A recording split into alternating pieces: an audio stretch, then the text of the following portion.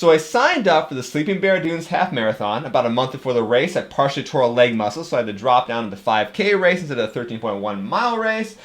Ended up running way too fast given my injury condition. Took second place in my age group, 10th place overall, lost to a guy with a dog, and several days before all that happened, my third Google branded phone, in this case the Google Pixel 3, died of another catastrophic electronic failure. And because I needed a phone that weekend and I was sick of these things dying on me, I said, screw it, I'm buying an iPhone.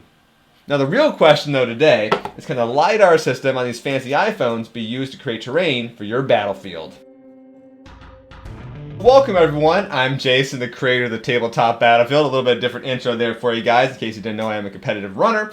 And no, I don't normally talk that fast, like I probably did when I started this show about 15 years ago. So long story short, I ended up buying an iPhone. In this case, this is the iPhone 13 Pro, the new high-end model. And I shoveled out the money because I wanted this little thing here, the LIDAR sensor, because I thought it would be cool.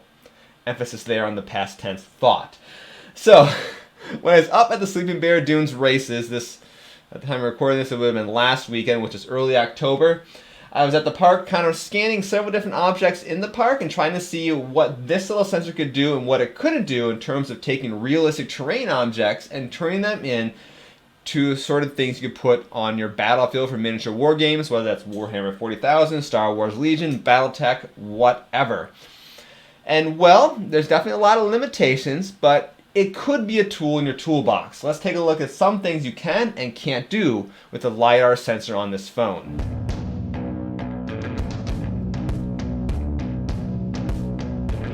Now, first of all, I just want to say with this sensor here, I can't get a lot of good information about how it actually works. There's some market information out there, and there's people who've experimented with it, but good technical data, for whatever reason, seems to be a bit sketchy. You get a lot of articles by tech sites saying this is the coolest thing ever, but they don't really know the technology behind how it works. And so, yeah. Anyway, LIDAR is a whole family of technologies. I'll tell you what it isn't though. If you ever watch those kind of fake science shows that have a little laser scanner scanning things, it's definitely not that. It's really designed more for AR reality games. So if you want Pikachu or say your little Knight Titan dancing on the tabletop, that's kind of what it's designed for. So when it comes to doing scanning of terrain, that's definitely a repurposing of the tool and not what it's really built for. Alright, so let's take a look at some examples here.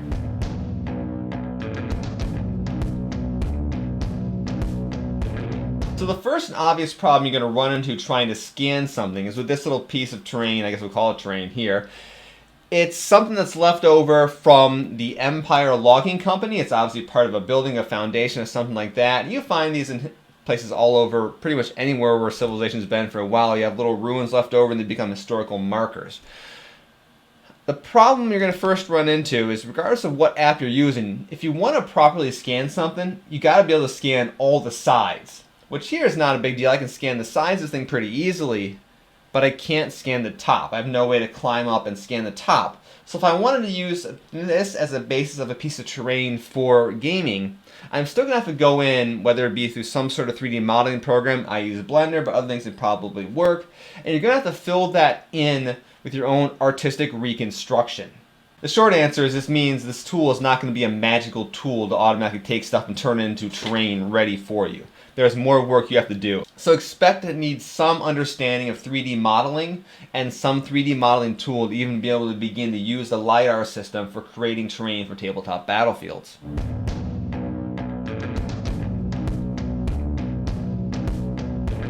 Next up, I headed over to the far side of the parking lot where there's a small lighthouse. Now, Empire is on, I think it's technically Lake Michigan, it might be a bay, but it's basically Lake Michigan. And then, of course, with Michigan, there's lighthouses all over the freaking place. So this is a relatively small lighthouse. It's maybe estimating 40 feet tall. There's a lot bigger ones in Michigan. But another limitation you're going to run into with the LIDAR sensor is it's got a range of about 5 meters or 16 feet. Beyond that, it can't simply scan anything. So as you can see here, as I show you the 3D model that I got out of the scan here, I'm missing the entire top half of the lighthouse because, well, it was higher than 16, about 20 feet off the ground. You figure out where I'm standing with my height, holding the phone, all that fun stuff. So if you want to scan big objects, you're out of luck. Now, of course, once again, I can take some photographs of this thing, and if I really wanted to, I can go in and reconstruct the object from these photographs. But now I'm doing a whole heck of a lot of artistic work anyway. And at this point then, the LiDAR scanning becomes essentially an overglorified size reference, which isn't a bad thing. It's better than not having that, but it's a far cry from essentially having an automatic terrain generation feature.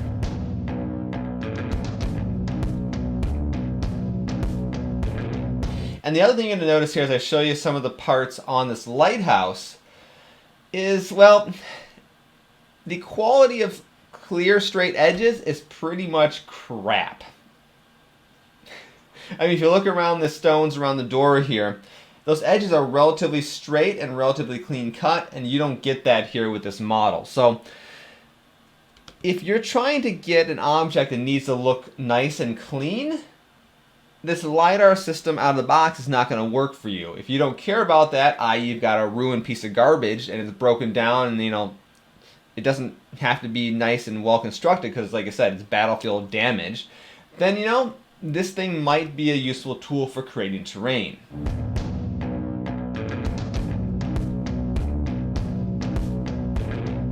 Then we get to this special case. This is the tree. So this is a tree that had no leaves on it. I'm like, I don't know, let's see if I can scan this thing, get all the little branches coming out, and maybe it'd be kind of a cool way to 3D print cool looking, accurate trees for your battlefield. And this is where I ran into issues where the LiDAR scanner seems to have some sort of minimum distance to where it works, and also it doesn't like thin objects like branches. I walked around the tree several times trying to scan it from different angles. It seems like the software I was using on the phone to generate the 3D model kind of liked what was going on, but for whatever reason it wasn't able to process it into a useful final object, and you got this mass of whatever here. So small details are simply not going to come out, which once again now kind of limits the functionality of this tool for even reference images, because now you got to start doing other things like video and photos along with it if you want to properly recreate things.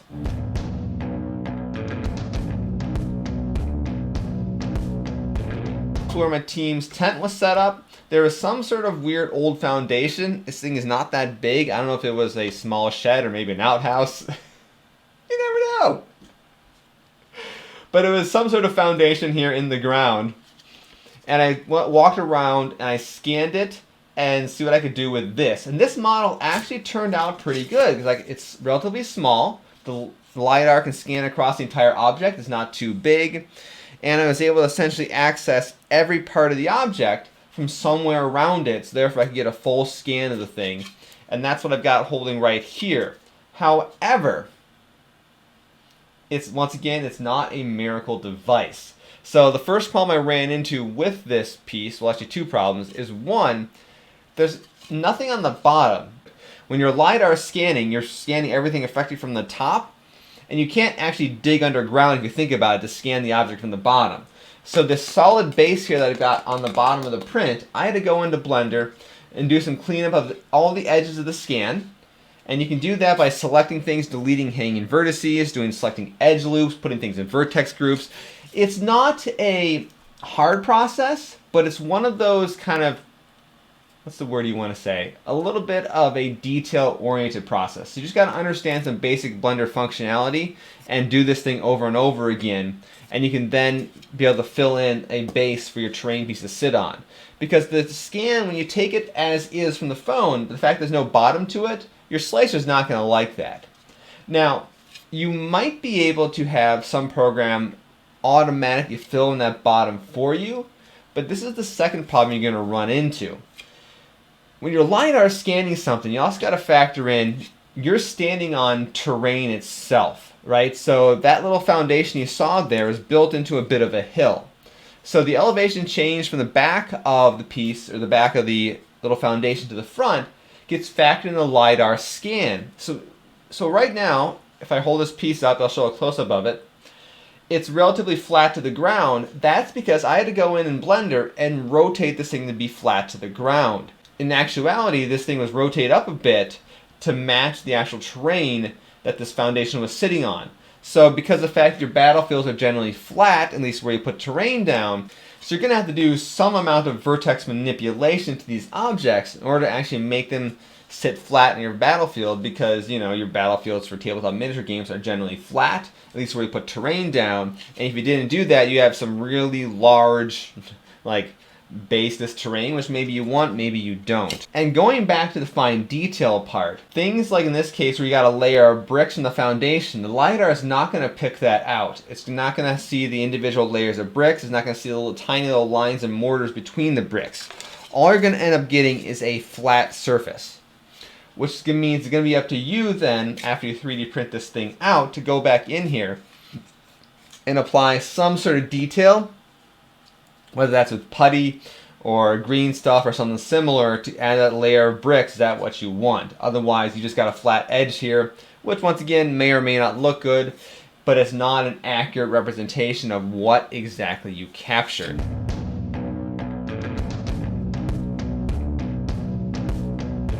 Ultimately, the question comes in, do you want to spend the extra money to get here this LiDAR sensor in the iPhone Pro models if all you want to do is create 3D models of real things for tabletop terrain or any kind of reconstruction of real objects for 3D printing? And the answer is, well, it really depends on your skill level as a 3D modeler.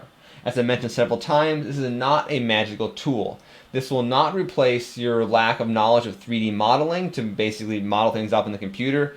This phone here is just one more tool in your toolkit that maybe, just maybe, is useful for like sizing references, and that's about it. I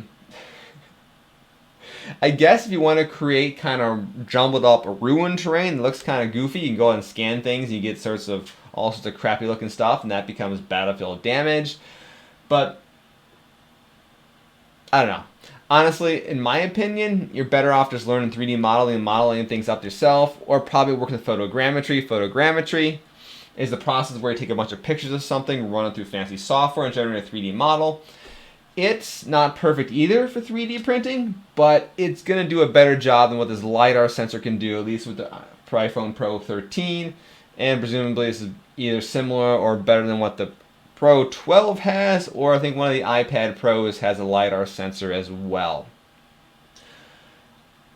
What I don't know is if it's possible for someone who's skilled in iOS development to go in and make a better program for developing these types of scans. Like, I don't know if you can access the LiDAR sensor directly, and in theory, maybe you could build some sort of hardware mount this thing moves along that interacts with software for measuring very detailed 3D models, or it's entirely possible that you may be stuck with some sort of APIs that Apple provides, that only Apple does the fancy math, and you just get the output, which in that case, there's nothing you can do. I really don't know.